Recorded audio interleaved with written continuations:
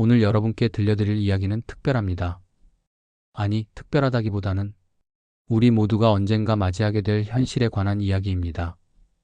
박정호 씨, 67세. 그는 30년간 한자리에서 성실하게 일해온 공무원이었습니다. 매일 아침 7시 30분에 집을 나서고 저녁 6시에 돌아오는 규칙적인 삶. 주말에는 가족을 위해 시간을 보내고 연차 휴가마저 아껴가며 자녀들 교육비와 집안 살림을 위해 모든 것을 쏟아부었습니다. 그리고 드디어 그 기나긴 여정의 끝이 보였습니다. 퇴직식 날 아침, 정호 씨는 거울 앞에서 넥타이를 매며 30년을 버텨낸 자신에게 안도감을 느꼈습니다. 연금도 충분했고 저축도 있었죠. 무엇보다 그 모든 시간 동안 함께해준 아내 윤희 씨가 있었습니다. 퇴직식장에서 받은 꽃다발을 들고 집으로 향하는 발걸음이 가벼웠습니다. 40년간 함께 살아온 아내가 어떤 얼굴로 자신을 맞아줄지 상상하며 현관문을 열었죠. 하지만 아내의 첫마디는 예상과 달랐습니다. 30년 공직 생활의 마지막 날을 마치고 돌아온 남편을 맞는 말치고는 어딘가 차가웠습니다. 마치 평범한 하루를 보내고 돌아온 것처럼 무덤덤했어요. 이것이 박정호 씨 인생의 새로운 장이 시작되는 순간이었습니다. 그가 준비된 노후라고 믿었던 모든 것들이 하나씩 흔들리기 시작하는 그 첫 번째 균열이었죠. 퇴직 후 첫 번째 주 월요일 아침, 정호 씨는 30년간의 습관대로 새벽 6시에 눈을 떴습니다. 알람 시계 소리에 놀라 벌떡 일어나려다가 문득 깨달았습니다. 이제 안 가도 되는구나. 처음 며칠은 신기했습니다. 여유롭게 신문을 펼쳐보고 뉴스를 천천히 시청하며 그동안 미뤘던 독서도 할 수 있었죠. 이런 게 바로 자유구나 싶었습니다. 하지만 윤희 씨의 시선은 달랐습니다. 30년 동안 자신만의 영역을 구축해온 아내에게 하루 종일 집에 있는 남편은 방해물이 되어가고 있었어요. 선의로 설거지를 도와주려 해도 청소를 하려 해도 돌아오는 건 거절뿐이었습니다. 더 힘든 건 저녁 시간이었습니다. 윤희 씨가 친구들과 만나고 돌아오면 생기 넘치는 얼굴로 온갖 활기찬 이야기를 들려주었어요. 누가 어떤 새로운 취미를 시작했는지, 누구는 손자와 얼마나 즐거운 시간을 보내고 있는지. 그런데 정호 씨는 할 이야기가 없었어요. 하루 종일 집에 있으면서 무엇을 했을까요? 신문, TV, 낮잠. 그게 전부였습니다. 아내의 한숨 소리가 점점 깊어져 갔습니다. 정호 씨는 서서히 깨달았습니다. 자신이 생각했던 준비된 노후라는 건 사실 돈에만 관한 것이었다는 걸. 어떻게 살 것인가, 무엇을 하며 보낼 것인가에 대해서는 아무것도 준비하지 못했다는 걸 말이죠. 더욱 답답했던 건 아내와의 대화가 점점 줄어든다는 것이었습니다. 30년 동안 직장에서 있었던 일로 대화를 채웠는데 이제는 그마저 없어진 거예요. 집안의 작은 일상 이야기들. 하지만 그것도 대부분 아내 혼자 알아서 처리하고 있었으니까요. 어느 날 저녁, 정호 씨는 용기를 내어 함께 시장에 가자고 제안했습니다. 하지만 돌아온 대답은 냉정했어요. 가격도 모르고 좋은 것도 못 고르는 사람이 뭐하러 가느냐는 것이었습니다. 그 순간 정호 씨의 가슴이 내려앉았습니다. 자신이 30년 동안 매달 생활비를 벌어온 남편인데 정작 그 돈이 어떻게 쓰이는지, 집안 살림이 어떻게 돌아가는지는 전혀 모르는 사람이 되어버린 거예요. 밤이 되면 더욱 고독했습니다. 윤희 씨는 드라마를 보거나 친구들과 전화를 하며 여전히 바쁜 하루를 보냈지만 정호 씨는 할 일이 없었습니다. 침대에 누워 천장을 바라보며 생각했어요. 내 인생이 이렇게 의미 없는 것이었나? 이제 정말 아무것도 할 일이 없는 건가? 그때까지만 해도 정호 씨는 몰랐습니다. 이것이 시작에 불과하다는 걸. 그리고 진짜 시련은 이제부터라는 걸 말이죠. 퇴직 3개월째 정호 씨는 자신만의 취미를 찾으려 노력했습니다. 젊은 시절 좋아했던 기타를 다시 꺼내어 보기도 하고 서예 교실 등록도 고려해봤죠. 하지만 기타는 이웃들이 뭐라고 할까봐 걱정이라며 막혔고 서예는 돈이 얼마나 드는 줄 아냐며 좌절되었습니다. 낚시를 해보고 싶다고 하니 생선 비린내를 집에 가져올 거냐는 소리를 들었고 등산을 해보겠다고 하니 나이 먹고 무리하지 말라는 핀잔을 받았습니다. 정호 씨의 작은 시도들이 하나둘 좌절되었습니다. 그렇게 몇 달이 흐른 어느 날 추석 가족 모임이 있었습니다. 큰아들 가족과 작은딸 가족이 모두 모인 오랜만의 자리. 정호 씨는 설레는 마음으로 손주들을 맞았습니다.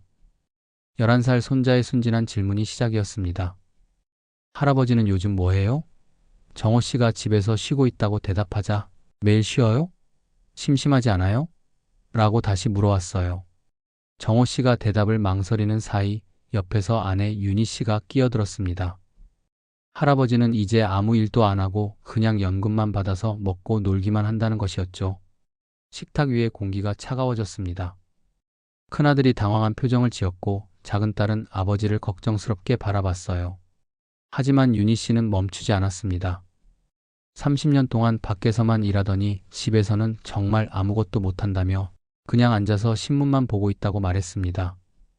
그 순간 정호 씨의 가슴이 무너져 내렸습니다. 손주들이 지켜보는 앞에서 자녀들이 듣고 있는 자리에서 자신의 존재가 이렇게 축소되는 걸 들어야 했습니다. 30년간 이른 새벽에 일어나 출근했던 것도 야근을 하며 가족의 생계를 책임졌던 것도 자녀들 교육비를 위해 자신의 꿈을 포기했던 것도 모든 것이 한순간에 그냥 돈 버는 기계였다는 식으로 평가받는 순간이었습니다. 손자가 다시 할아버지는 정말 아무 일 안 해요? 라고 물었을 때 정호 씨는 목이 메어 대답할 수 없었습니다. 그날 밤 정호 씨는 잠을 이룰 수 없었습니다. 천장을 바라보며 지난 30년을 되돌아봤어요. 정말 자신은 돈 버는 기계 이상의 존재가 아니었을까요? 가족들에게, 특히 아내에게 자신은 어떤 의미였을까요? 아내 윤희 씨도 나름의 이유가 있었을 겁니다.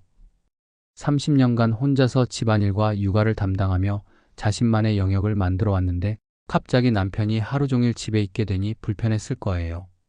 자신의 패턴이 깨지고 자신만의 시간이 없어진 거죠. 하지만 정호 씨의 입장에서는 평생을 바쳤던 가정에서조차 환영받지 못한다는 현실이 너무 가혹했습니다. 다음날 아침부터 윤희 씨의 시선과 말투는 더욱 차가워졌습니다. 또 신문을 보냐며 짜증을 내고 뭘 하면 되냐고 묻는 정호 씨에게는 그건 당신이 알아서 하라며 냉정하게 돌아섰어요. 오후가 되면 윤희 씨는 친구들과 만나러 나갔습니다. 활기찬 목소리로 인사하며 집을 나서는 아내를 보면서 정호 씨는 혼자 남겨지는 자신이 초라해졌습니다. 저녁에 아내가 돌아오면 친구들과의 즐거웠던 이야기로 가득했어요. 누가 새로운 댄스를 배웠다는 이야기, 누구는 손자 자랑, 누구는 남편과 제주도 여행 계획 이야기까지. 정호 씨가 우리도 여행을 가보자고 조심스럽게 제안했을 때 돌아온 대답은 냉정했습니다. 어디 가서 뭘 할 줄 알냐는 것, 계획도 못 세우고 길도 잘 모르면서 여행을 간다고 해서 뭐가 나오냐는 것이었죠. 그날 밤에도 정호 씨는 잠을 못 이뤘습니다. 아내의 말들이 계속 머릿속을 맴돌았어요. 준비가 안 된 사람, 아무것도 할 줄 모르는 사람. 정말 그런 걸까요? 어느 날 아침 정호 씨는 작은 용기를 내어 문화센터에서 뭔가 배워보고 싶다고 말했습니다. 하지만 돌아온 대답은 예상했던 그대로였어요. 가봐야 아무것도 못 따라가고 중간에 포기할 거라는 말이었습니다. 아내의 차가운 반응에 정호 씨의 마음이 또 한 번 무너졌습니다. 그런데 이상했어요. 아내는 왜 이렇게 자신의 모든 시도를 가로막는 걸까요? 정호 씨는 서서히 깨달았습니다. 아내에게 자신은 이미 과거의 사람이 되어버렸구나. 더 이상 함께 미래를 설계할 파트너가 아니라 그냥 연금으로 생활비를 보태주는 어떤 의무적 존재가 되어버린 거구나. 그 현실을 받아들이기엔 아직 정호 씨는 너무 젊었습니다. 67세, 아직 20년은 더 살아야 하는 시간이 남아있는데 이렇게 무기력하게 보낼 수는 없었어요. 퇴직 6개월째 되던 어느 화요일 오후였습니다. 정호 씨는 평소보다 일찍 일어나 아내를 위해 간단한 점심을 준비해 보기로 했어요. 김치볶음밥. 어렵지 않을 거라고 생각했습니다. 하지만 역시나 쉽지 않았어요. 김치는 너무 짜게 느껴지고 밥은 눌어붙고 그래도 나름대로 정성을 들여 만든 밥상을 차렸습니다. 윤희 씨가 부엌으로 들어와 밥상을 보더니 한숨을 쉬었습니다. 김치는 왜 이렇게 탔냐는 말, 67세까지 살면서 밥 한 번 안 해봤냐는 말, 이제 와서 뭘 배우겠다고 하냐는 말들이 쏟아졌습니다. 그 순간 정호 씨는 할 말을 잃었습니다. 30년 동안 바깥일로 바빴던 자신을 탓해야 할까요? 아니면 집안일을 전담해왔던 아내의 영역을 침범한 자신이 잘못된 걸까요? 더 큰 갈등은 며칠 후에 찾아왔습니다. 윤희 씨가 친구들과 부산 여행을 계획하고 있다는 걸 알게 된 거예요. 3박 4일 일정이었는데 정호 씨가 같이 가고 싶다고 하자 여자들끼리 가는 거라며 단칼에 거절당했습니다. 그때 정호 씨는 문득 깨달았습니다. 아내에게 자신은 동반자가 아니라는 걸, 함께 뭔가를 만들어갈 파트너가 아니라 그냥 존재하는 것만으로도 불편한 존재가 되어버렸다는 걸. 그 다음 주 아내가 여행을 떠났습니다. 3박 4일 동안 정호 씨는 홀로 집을 지켰어요. 처음에는 자유로움을 만끽하려 했습니다. 좋아하는 프로그램을 마음껏 보고 늦은 밤까지 독서를 하고. 하지만 이틀째부터는 고독이 밀려왔습니다. 30년간 함께 살았던 사람이 없는 집은 너무나 조용했어요. 시계 소리, 냉장고 돌아가는 소리, 이웃집에서 들려오는 생활 소음까지 모든 것이 크게 들렸습니다. 세 번째 날 저녁, 정호 씨는 휴대폰을 들었습니다. 아내에게 전화를 걸고 싶었어요. 그냥 안부라도 묻고 싶었습니다. 하지만 망설여졌어요. 즐겁게 여행하는데 방해가 되지 않을까 하는 마음 때문에 결국 전화를 걸지 못했습니다. 아내가 돌아온 건 일요일 저녁이었습니다. 여행 가방을 끌고 들어온 윤희 씨는 활기에 가득 차 있었어요. 오랜만에 이렇게 웃어본 것 같다며 신나게 여행 이야기를 들려주었습니다. 아내가 즐겁게 이야기하는 모습을 보며 정호 씨는 묘한 기분이 들었습니다. 자신이 없어도 아내는 이렇게 행복할 수 있구나. 아니, 어쩌면 자신이 없을 때가 더 행복한 건 아닐까? 정호 씨가 3박 4일 동안 뭘 했느냐고 물었을 때 그냥 평소처럼 지냈다고 대답하자 아내는 한숨을 쉬며 말했습니다. 역시 당신은 변화라는 걸 모르니까. 그 말에 정호 씨의 마음에 균열이 생겼습니다. 변화를 모른다고? 자신도 변하고 싶었어요. 새로운 것을 배우고 싶었고 함께 뭔가를 하고 싶었습니다. 하지만 그 모든 시도를 막는 건 다름 아닌 가장 가까운 사람이었어요. 며칠 후 결정적인 사건이 벌어졌습니다. 정호 씨가 예전에 같이 일했던 동료와 만나기로 한 날이었어요. 오랜만에 외출할 기회였는데 아내는 또 술 마시러 가느냐며 못마땅했습니다. 이제 퇴직했으면 그런 만남도 정리해야 하는 거 아니냐는 것이었죠. 집에서 할 일도 없으면서 밖에서까지 시간 보내려 한다는 말, 연금 받는 몸으로 술값까지 써가면서 만나느냐는 말. 그 순간 정호 씨는 확신했습니다. 아내에게 자신은 더 이상 한 명의 독립적인 인간이 아니라는 걸, 연금을 받아오는 역할 이상으로는 인정받지 못한다는 걸. 그날 밤 동료와의 만남에서 돌아온 정호 씨에게 아내가 또 다른 폭탄을 터뜨렸습니다. 다음 달에는 언니들과 일본 여행을 가기로 했다는 것이었어요. 몇 달 전부터 계획했던 일인데 굳이 말할 필요가 없어서 말하지 않았다는 것이었죠. 정호 씨가 자신도 함께 가고 싶다고 하자 아내는 언어도 모르고 계획도 못 세우는 사람이 가서 뭘 하느냐며 단칼에 거절했습니다. 그냥 집에 있는 게 서로에게 편하다는 말까지 덧붙이면서 말이죠. 그 순간 정호 씨는 깨달았습니다. 40년간 함께 살아온 아내에게 자신은 이제 서로에게 편한 존재가 되기 위해서는 보이지 않아야 하는 사람이 되어버렸다는 걸. 그날 밤 정호 씨는 결심했습니다. 더 이상 이렇게 살 수는 없다고. 존중받지 못하는 관계에서 버티는 것이 과연 미덕일까? 서로가 불편해하는 상황을 계속 유지하는 것이 정답일까? 길고 긴 밤을 새우며 정호 씨는 생각했습니다. 그리고 아침이 되었을 때 그는 자신의 결론에 도달해 있었습니다. 다음 날 아침 정호 씨는 평소보다 일찍 일어나 조용히 커피를 한 잔 내렸습니다. 40년간 함께 살아온 집이었지만 이상하게도 낯선 느낌이 들었어요. 아니, 어쩌면 낯선 게 아니라 이제서야 제대로 보이기 시작한 건지도 모르겠습니다. 윤희 씨가 일본 여행 준비를 하는 모습을 지켜보며 정호 씨는 확신했습니다. 이 관계는 더 이상 지속될 수 없다는 걸. 함께 있으면서도 혼자인 삶, 같은 집에 살면서도 서로에게 짐이 되는 관계. 이것이 과연 부부의 모습일까요?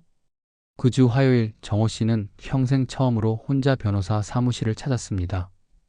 40년 결혼 생활을 정리하는 일이 이렇게 간단할 줄은 몰랐어요. 서류 몇 장, 도장 몇 번, 그리고 재산 분할에 대한 논의. 변호사는 정호 씨에게 신중하게 생각해보라고 조언했습니다. 나이가 나이인 만큼 황혼 이혼이라는 게 쉬운 일이 아니라고 말이죠. 하지만 정호 씨의 결심은 흔들리지 않았습니다. 선생님, 저는 이미 충분히 생각해봤습니다. 존중받지 못하는 관계를 유지하는 것보다는 혼자라도 자유롭게 사는 게 낫겠어요. 집으로 돌아오는 길 정호 씨는 이상하게도 마음이 가벼웠습니다. 무거운 결정을 내렸는데도 오히려 어깨가 가벼워진 느낌이었어요. 가장 힘든 일은 자녀들에게 이야기하는 것이었습니다. 큰아들에게 먼저 전화를 걸었어요. 30년간 한 번도 개인적인 고민을 털어놓은 적이 없던 아버지가 갑자기 어머니와의 이혼을 이야기하니 아들도 처음엔 당황했습니다. 하지만 정호 씨가 차근차근 그동안의 상황을 설명하자 큰아들의 반응은 의외였습니다. 아버지, 사실 저희도 걱정하고 있었어요. 어머니가 아버지에게 너무 차갑게 대하시는 것 같아서. 작은 딸의 반응도 비슷했습니다. 오히려 아버지의 결정을 존중하겠다며 뭔가 도움이 필요하면 언제든 연락하라고 했어요. 자식들의 따뜻한 지지에 정호 씨는 눈시울이 뜨거워졌습니다. 그동안 가족 내에서 자신의 존재감이 사라져간다고 생각했는데 자식들은 여전히 자신을 한 명의 인간으로 존중받아야 할 아버지로 보고 있었던 거예요. 윤희 씨에게 이혼 의사를 전한 것은 그 다음 주였습니다. 아내는 처음에는 갑작스러운 이야기라며 당황했지만 이내 현실적인 이야기로 넘어갔어요. 재산 분할, 앞으로의 생활비, 집 문제. 의외로 윤희 씨도 크게 반대하지 않았습니다. 어쩌면 그녀도 이미 예상하고 있었던 일일지도 모르겠어요. 아니, 어쩌면 그녀에게도 이것이 해방일지도 모르죠. 정말 이렇게 하겠어요? 응. 서로에게 이게 더 나을 것 같아. 그럼. 알겠어요. 어차피 요즘 우리 사이가 편하지도 않았잖아요. 그렇게 40년 결혼 생활이 조용히 막을 내렸습니다. 격렬한 다툼도 감정적인 갈등도 없었어요. 오히려 두 사람 모두 어딘가 안도하는 것 같았습니다. 재산 분할은 생각보다 간단했습니다. 집은 윤희 씨가, 저축과 연금은 절반씩 나누기로 했어요. 정호 씨가 가져갈 몫은 예상보다 적었지만 그는 개의치 않았습니다. 돈보다 소중한 것을 되찾는 기분이었으니까요. 이혼 서류에 도장을 찍는 순간 정호 씨는 묘한 감정에 휩싸였습니다. 40년이라는 시간이 한순간에 정리되는 기분. 슬프기도 했지만 동시에 새로운 시작에 대한 기대감도 있었어요. 자녀들은 처음 계획대로 두 사람을 모두 지지해 주었습니다. 큰아들은 아버지가 새로운 곳에서 생활할 수 있도록 원룸을 알아봐 주었고 작은딸은 이혼 절차를 도와주었어요. 아버지, 이제 정말 아버지만의 인생을 사세요. 작은딸의 이 말이 정호 씨에게는 가장 큰 위로가 되었습니다. 자식들 눈에도 그동안의 아버지가 온전한 자신의 삶을 살지 못하고 있었다는 걸 알고 있었던 거예요. 70세를 앞둔 나이에 원룸에서 새로운 삶을 시작한다는 것, 쉬운 일이 아니었습니다. 정호 씨가 이사한 곳은 지하철역 근처의 작은 원룸이었어요. 넓지는 않았지만 햇빛이 잘 들었고 무엇보다 조용했습니다. 첫 며칠은 정말 어색했어요. 40년 동안 누군가와 함께 살았는데 갑자기 혼자가 되니까. 집에 돌아와서 다녀왔습니다라고 인사할 사람도 없었고 저녁 식사를 함께 할 사람도 없었죠. 하지만 이상하게도 외롭지는 않았습니다. 오히려 자유로웠어요. 아무도 자신이 뭘 하는지 간섭하지 않았고 눈치 볼 사람도 없었습니다. 가장 먼저 배운 건 요리였습니다. 67년을 살면서 제대로 된 요리를 해본 적이 없었던 정호 씨였지만 이제는 배우지 않으면 안 되었어요. 처음엔 라면도 제대로 못 끓였습니다. 물이 넘쳐서 가스레인지를 더럽히기도 하고 계란 후라이도 새까맣게 태우기도 했죠. 하지만 신기했습니다. 실패해도 누구에게 핀잔을 듣지 않으니까 웃으면서 다시 시도할 수 있었어요. 태운 계란 후라이를 보며 혼자 웃기도 했고 짜게 만든 국을 물로 희석시키며 다음엔 더 잘하자고 혼잣말하기도 했습니다. 유튜브가 큰 도움이 되었어요. 초보자를 위한 요리라고 검색하면 정말 친절하게 알려주는 영상들이 많았거든요. 젊은 유튜버들이 하나하나 설명해주는 걸 보면서 따라하다 보니 한 달쯤 지나자 김치찌개 정도는 만들 수 있게 되었습니다.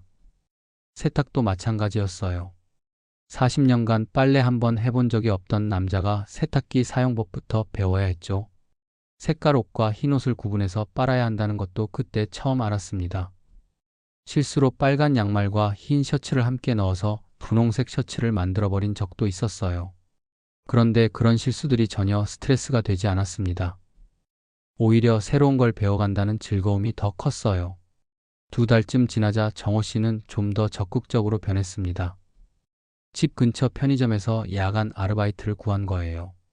연금이 절반으로 줄어들어서 경제적으로 여유롭지는 않았지만 돈보다는 사람들과 만날 기회가 필요했습니다. 처음엔 걱정이 많았어요. 67세의 편의점 알바라니 젊은 사람들이 어떻게 볼까 싶었죠. 하지만 막상 시작해보니 생각보다 괜찮았습니다. 특히 대학생 아르바이트생들과의 만남이 신선했어요. 처음엔 서로 어색해했지만 시간이 지나면서 자연스럽게 대화를 나누게 되었습니다. 젊은이들이 요즘 뭘 좋아하는지, 어떤 꿈을 가지고 있는지 들어보니 정말 흥미로웠어요. 할아버지, 왜 이런 일을 하세요? 연금도 받으시잖아요. 한 대학생이 궁금해서 물어봤을 때 정호 씨는 이렇게 대답했습니다. 사람이 혼자 있으면 심심하잖아. 너희들이랑 이야기하는 게 재미있어. 그 말에 젊은 친구들이 웃으며 말했어요.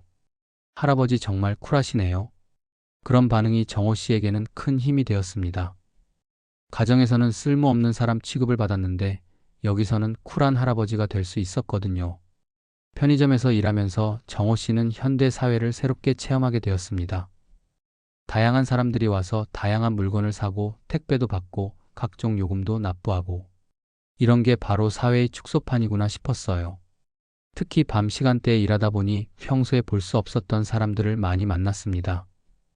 야간 근무하는 간호사, 새벽 배달하는 기사, 밤늦게 공부하고 돌아가는 학생들, 모두 각자의 사연을 가지고 살아가는 사람들이었죠. 그런 사람들과 나누는 짧은 대화들이 정호 씨에게는 소중했습니다. 날씨 이야기, 요즘 뉴스 이야기, 때로는 인생 이야기까지 가벼운 대화였지만 인간적인 온기가 있었어요. 3개월째 되던 어느 날 정호 씨는 큰 결심을 했습니다. 젊은 시절부터 좋아했던 기타를 다시 시작해보기로 한 것이었어요.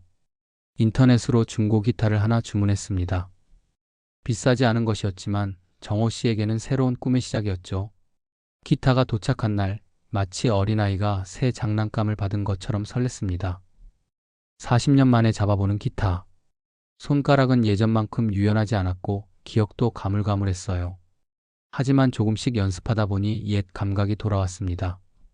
처음엔 아파트에서 연주하는 게 조심스러웠어요. 이웃들이 시끄럽다고 할까 봐서요. 하지만 낮 시간에 적당히 하는 건 괜찮다는 걸 알게 되었죠.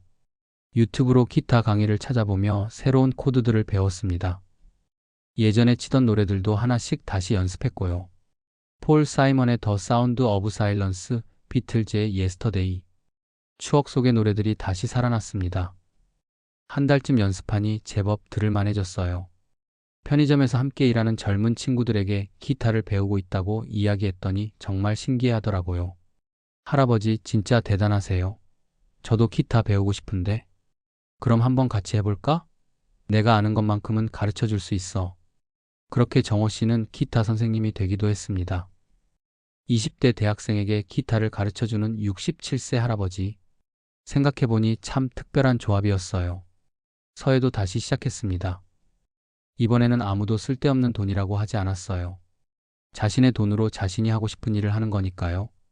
동네 문화센터에서 서예 교실을 등록했는데 나이 비슷한 사람들이 많아서 금세 친해질 수 있었습니다. 어르신, 왜 이렇게 늦게 시작하시게 되었어요? 늦었다고 생각하지 않아요. 지금이 바로 적기죠. 정호 씨의 답변에 다른 수강생들이 박수를 쳤습니다. 그때 정호 씨는 깨달았어요. 나이가 많다고 해서 새로운 시작이 늦은 건 아니라는 걸, 시작하고 싶을 때가 바로 적기라는 걸 말이죠. SNS도 배웠습니다. 젊은 편의점 동료가 인스타그램 하는 법을 가르쳐 줬어요. 처음엔 뭘 올려야 할지 몰라서 망설였지만 자신이 만든 음식 사진, 기타 연주하는 영상, 서예 작품 같은 걸 조금씩 올리기 시작했습니다. 놀라운 건 반응이 생각보다 좋았다는 것이었어요. 특히 기타 연주 영상에는 멋있다, 감동적이다는 댓글들이 달렸고 나이가 많은 분들도 용기를 얻었다는 메시지를 보내왔습니다. 67세의 새 시작. 저에게도 용기가 됩니다. 할아버지 보니까 저도 미뤄둔 피아노 다시 시작하고 싶어졌어요. 이런 댓글들을 보면서 정호 씨는 깨달았습니다. 자신의 새로운 시작이 다른 사람들에게도 희망을 주고 있다는 걸, 그것만으로도 충분히 의미 있는 일이었어요. 6개월이 지나자 정호 씨의 일상은 완전히 달라져 있었습니다. 아침에 일어나서 간단한 운동을 하고 혼자 아침을 해먹고 기타 연습을 하거나 책을 읽습니다. 오후에는 서해 교실에 가거나 동네를 산책하고 저녁에는 편의점에서 일하며 젊은 친구들과 대화를 나누죠. 바쁜 하루였지만 충실했습니다. 무엇보다 모든 것이 자신의 선택이었어요. 누군가의 눈치를 보거나 누군가에게 허락을 구할 필요가 없었습니다. 물론 경제적으로는 예전보다 빠듯했어요. 연금이 절반으로 줄어들었고 원룸 월세와 생활비를 감당하려면 편의점 알바 수입이 필요했죠. 하지만 그것도 나쁘지 않았습니다. 이를 통해 사회와 연결되어 있다는 느낌이 들었거든요. 가끔 윤희 씨 생각이 날 때도 있었습니다. 지금쯤 어떻게 지내고 있을까? 여전히 친구들과 활발하게 지내고 있을까? 혼자 된 생활이 편할까? 하지만 그런 생각이 들어도 후회하지는 않았어요. 서로에게 맞지 않는 관계를 억지로 유지하는 것보다는 각자 자신에게 맞는 삶을 사는 게 더 나은 선택이었다는 확신이 있었거든요. 이혼 후 1년이 지났습니다. 67세의 새로운 인생을 시작한 박정호 씨는 지금 어떻게 지내고 있을까요? 아침 7시 정호 씨는 여전히 일찍 일어납니다. 30년간의 습관은 쉽게 바뀌지 않더라고요. 하지만 이제는 출근 준비를 서둘러야 하는 아침이 아닙니다. 여유롭게 커피를 내리고 창가에 앉아 햇살을 받으며 하루를 시작하죠. 기타 실력은 많이 늘었습니다. 이제는 편의점 동료들 뿐만 아니라 서해 교실 친구들 앞에서도 연주할 수 있을 정도가 되었어요. 지난달에는 동네 경로당에서 작은 공연을 하기도 했습니다. 박수를 받으며 무대에 서는 기분. 정말 오랜만에 느끼는 성취감이었어요. 서해 작품도 제법 모양새를 갖추게 되었습니다. 한 달에 한 번씩 작은 전시회에 작품을 출품하기도 해요. 늦깎이 초보라고 겸손하게 말하지만 다른 사람들은 정호 씨의 진보 속도에 놀라워합니다. 정호 씨 정말 열정이 대단하시네요. 저희보다 더 열심히 하시는 것 같아요. 늦게 시작한 만큼 더 열심히 해야죠. 시간이 아까우니까요. 정호 씨의 이런 답변은 항상 다른 사람들에게 감동을 줍니다. 나이를 핑계로 포기하는 사람들이 많은 세상에서 오히려 나이 때문에 더 열심히 한다는 마음가짐이 신선하게 다가오는 거죠. 편의점 일도 계속하고 있습니다. 처음엔 경제적 필요 때문에 시작했지만 이제는 그보다 더 큰 의미가 있어요. 젊은 친구들과의 세대 간 대화, 다양한 사람들과의 만남, 사회 구성원으로서의 역할감. 이런 것들이 정호 씨에게는 소중한 자산이 되었습니다. 할아버지, 요즘 정말 젊어 보이세요. 뭔가 다르신 것 같아요. 자주 오는 단골 손님이 이렇게 말할 때면 정호 씨는 웃으며 답합니다. 사람이 하고 싶은 일을 하고 살면 젊어지나 봐요. 건강도 많이 좋아졌습니다. 혼자 살면서 건강 관리에 더 신경 쓰게 되었거든요. 규칙적인 운동, 균형 잡힌 식사, 적당한 사회 활동. 이런 것들이 자연스럽게 몸과 마음을 건강하게 만들어 주었어요. 무엇보다 마음이 가벼워졌습니다. 더 이상 누구에게 눈치를 보지 않아도 되고 자신의 선택에 대해 허락을 구하지 않아도 되니까요. 매일매일이 자신의 의지로 만들어가는 하루가 되었습니다. 지난주에는 큰아들 가족이 놀러 왔어요. 작은 원룸이지만 손자들이 할아버지의 기타 연주를 듣고 박수를 쳐주었을 때 정호 씨는 정말 행복했습니다. 할아버지 진짜 멋있어요. 우리 친구들한테 자랑할게요. 손자의 이 말 한마디가 정호 씨에게는 최고의 선물이었어요. 예전에는 할아버지는 아무 일도 안 해요? 라고 물었던 손자가 이제는 자랑하고 싶은 할아버지가 되었으니까요. 큰아들도 아버지의 변화에 놀라워했습니다. 아버지 정말 달라지셨네요. 훨씬 활기차 보이세요. 그런가? 나도 그런 느낌이야. 뭔가 다시 살고 있는 기분이야. 작은 딸은 아버지의 SNS를 팔로우하며 응원을 보내주고 있어요. 아버지가 올리는 기타 연주 영상마다 하트를 누르고 서해 작품에는 댓글을 달아줍니다. 아빠 진짜 대단해요. 저도 아빠 보고 용기 얻어서 새로운 취미 하나 시작했어요. 자녀들이 자신을 보며 용기를 얻는다는 말. 정호 씨에게는 이것만큼 뿌듯한 일이 없었어요. 윤희 씨와는 가끔 필요한 일로 연락을 주고받습니다. 서로 원망하지 않고 각자의 삶을 존중해주고 있어요. 얼마 전에는 우연히 길에서 마주친 적도 있었는데 서로 반가워하며 근황을 나누었습니다. 요즘 어떻게 지내세요? 나름 잘 지내고 있어. 당신도 건강해 보이고. 네, 저도 친구들이랑 이것저것 하면서 바쁘게 지내고 있어요. 짧은 대화였지만 서로를 향한 원망이나 미움은 없었어요. 오히려 각자 자신에게 맞는 삶을 찾아가고 있다는 안도감이 있었습니다. 어떤 사람들은 정호 씨에게 묻습니다. 이혼하고 후회하지 않으세요? 혼자 사는 게 외롭지 않으세요? 그럴 때마다 정호 씨는 이렇게 답합니다. 돈은 절반으로 줄었지만 자유와 존중은 2배가 되었어요. 혼자인 것과 외로운 것은 다른 거예요. 존중받지 못하는 관계에서의 인내가 미덕은 아니라고 생각해요. 정호 씨의 이야기가 입소문을 타면서 비슷한 고민을 가진 분들이 종종 연락을 해옵니다. 황혼 이혼을 고려하고 있지만 용기가 나지 않는 분들, 퇴직 후 무기력감에 빠져 있는 분들, 새로운 취미를 시작하고 싶지만 나이 때문에 망설이는 분들.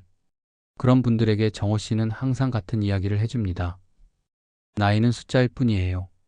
중요한 건 지금 이 순간 무엇을 선택하느냐 하는 거죠. 다른 사람들이 뭐라고 하든 자신이 행복할 수 있는 선택을 하세요. 지난 주말에는 서해 교실 친구들과 함께 작은 여행을 다녀왔습니다. 경주 1박 2일 여행이었는데 정말 오랜만에 느끼는 자유로운 여행이었어요. 누구의 눈치도 보지 않고 가고 싶은 곳에 가고 먹고 싶은 것을 먹고 하고 싶은 이야기를 마음껏 했습니다. 정호 씨 정말 여행을 즐기시네요. 보기 좋아요. 오랜만에 제대로 된 여행이에요. 이렇게 자유로운 여행이 이렇게 좋은 줄 몰랐어요. 밤에 펜션에서 친구들과 함께 기타를 치며 옛 노래를 부를 때 정호 씨는 생각했습니다. 이런 게 바로 인생이구나. 나이가 많아도 이렇게 즐겁게 살 수 있구나. 요즘 정호 씨는 새로운 계획을 세우고 있습니다. 기타와 서의 실력이 늘었으니 이제는 다른 사람들을 가르쳐 보고 싶다는 생각이 들어요. 동네 경로당이나 복지관에서 소소한 강의를 해보는 것도 의미 있을 것 같고요. 늦게 시작했지만 열심히 배운 경험을 나누고 싶어요. 나이 때문에 포기하는 분들에게 용기를 드리고 싶어요. 정호 씨의 이런 계획을 들은 자녀들이 적극적으로 지지해주고 있습니다. 아버지가 단순히 취미를 즐기는 것을 넘어서 다른 사람들에게도 도움을 주는 일을 하려 한다는 게 자랑스럽다고 했어요. 1년 전만 해도 정호 씨는 연금만 축내는 사람, 아무것도 할 줄 모르는 사람이라는 말을 들었습니다. 하지만 지금은 늦깎이 기타리스트, 열정적인 서예가 멘토 역할을 하는 어르신이 되었어요. 무엇이 이런 변화를 가능하게 했을까요? 돈이었을까요? 특별한 재능이었을까요? 아니면 젊음이었을까요? 정호 씨는 확신합니다. 가장 중요한 것은 존중이었다고. 자기 자신을 존중하고 자신의 선택을 존중하고 자신의 꿈을 존중하는 마음. 그것이 모든 변화의 시작이었다고 말이죠. 사람은 몇 살이 되어도 새로 시작할 수 있어요. 다만 그 용기를 내는 게 어려울 뿐이죠. 저는 67세의 용기를 냈고 그 결과 새로운 인생을 얻었습니다. 정호 씨의 이야기는 여기서 끝나지 않습니다. 매일매일 새로운 도전과 새로운 즐거움이 기다리고 있거든요. 70세, 80세가 되어도 계속 배우고 계속 성장하고 계속 꿈꾸는 사람으로 살아갈 계획입니다. 그리고 정호 씨는 이런 메시지를 전하고 싶어 합니다. 모든 이들의 노후가 눈치가 아닌 자신의 선택으로 채워지길 바랍니다. 존중받지 못하는 관계에서 버티는 것이 미덕이 아니에요. 나이가 많다고 해서 꿈을 포기할 필요도 없고요. 중요한 건 지금 이 순간 자신이 진정 원하는 게 무엇인지 솔직하게 마주하는 용기입니다.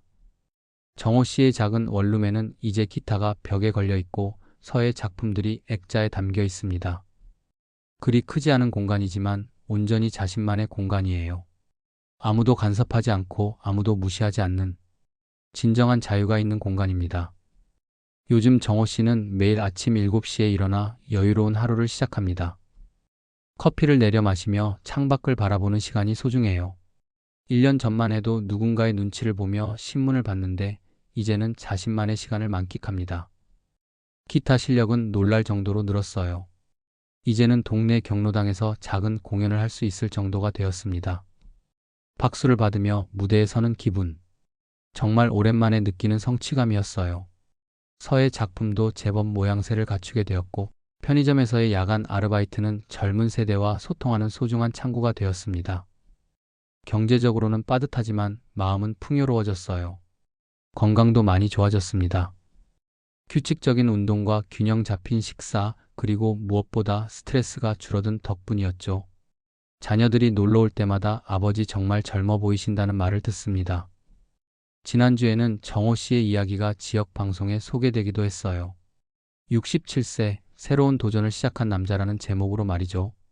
방송을 본 많은 분들이 용기를 얻었다는 연락을 보내왔습니다. 저도 이혼을 고려하고 있었는데 용기가 났어요. 나이 때문에 포기했던 취미를 다시 시작해 보려고 해요. 존중받지 못하는 관계에서 버텨야 하는 게 맞는지 의문이었는데 답을 찾은 것 같아요. 이런 반응들을 보며 정호 씨는 깨달았습니다.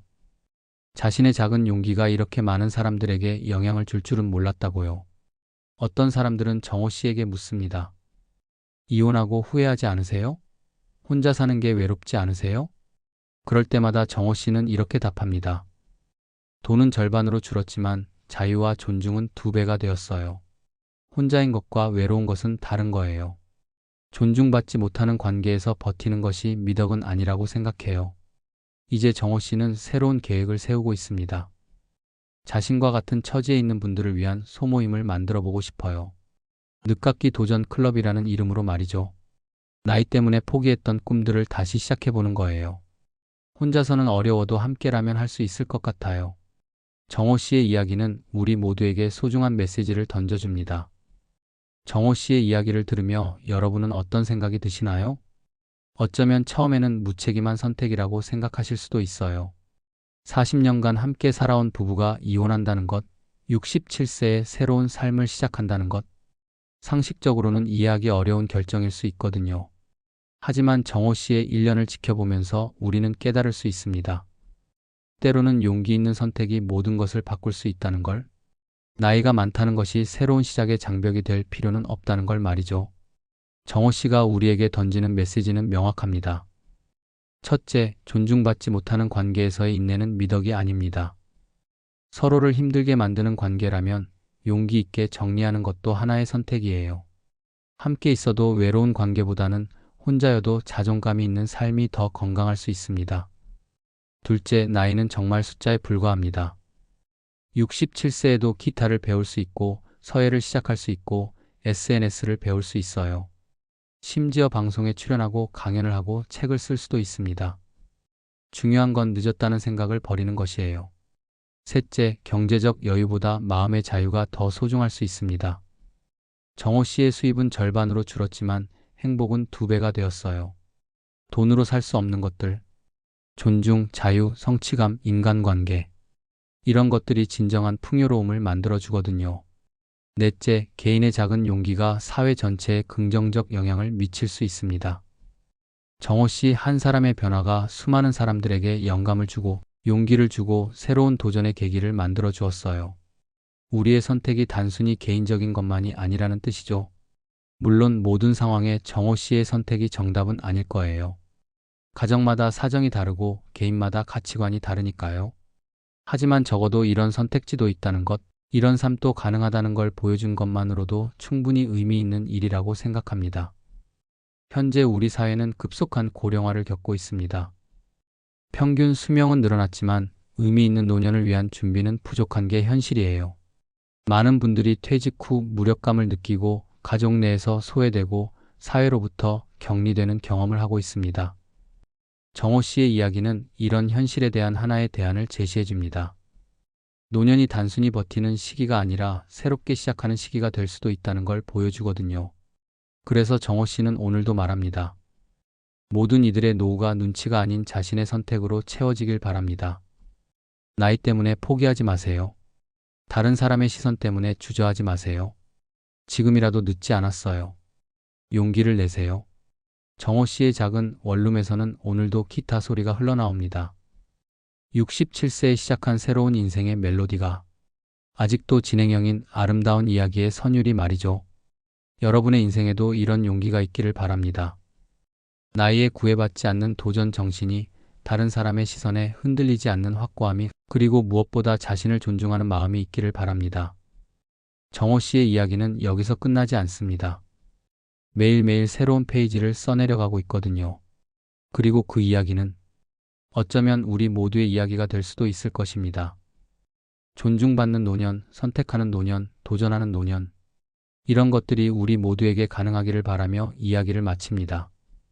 감사합니다.